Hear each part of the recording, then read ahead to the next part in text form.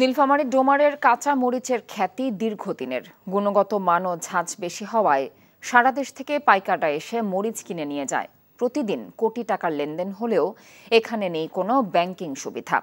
অনেক টাকার লেনদেন হওয়ায় সেখানে নিরাপত্তা বাড়ানোর দাবি ব্যবসায়ীদের। নীলফামারী প্রতিনিধি ইয়াসমিন সিথুনের পাঠানো রিপোর্ট।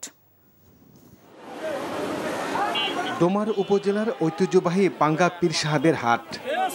এই হাটে শুধুমাত্র কাঁচামরিচ বিক্রি হয়, তাই হাটটির নামকরণ করা হয়েছে কাঁচামরিচের হাট হিসেবে। জেলার সব কৃষক তাদের উৎপাদিত মানসম্পন্ন মরিচ এখানে নিয়ে আসেন।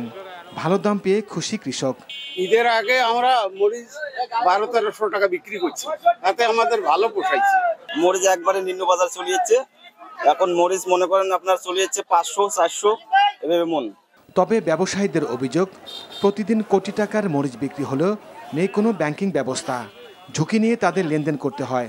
কুষ্টিয়া থেকে এখানে মরিচ কিনতে আসছে, আমার এখানে মরিচ কিনে গাড়িতে নিয়ে যায় কুষ্টিয়া, মেহেরপুর, চুমাডাঙ্গা, খলিশাকুন্ডি বিক্রয় করি। প্রতিদিন মরিচ 1 কোটি টাকার উপরে বেচা কেনা হয়। মরিচটা আমরা কিনে নিয়ে গিয়ে দেশের বাইরে চলে যায়। কোটি কোটি টাকার লেনদেন হয়, কোনো ব্যাংকের কোনো ব্যবস্থা নাই এবং কোনো নিরাপত্তার কোনো ব্যবস্থা নেই। দ্রুত সমস্যা সমাধানের আশ্বাস দিলেন উপজেলা নির্বাহী কর্মকর্তা। স্থানীয় গ্রাম পুলিশ আনসার বিটিভিদেরকে কাজে লাগিয়ে আমরা এখানে নিরাপত্তা ব্যবস্থা জোরদার করব। ব্যাংকিং ব্যবস্থার ক্ষেত্রে আমরা আমাদের এখানে যে স্থানীয় ব্যাংকগুলি রয়েছে, সরকারি ব্যাংক এবং অন্যান্য বেসরকারি ব্যাংক, আমরা তাদের সাথে আলাপ করব এবং তাদেরকে সেখানে পাঠাবো। NTV news desk.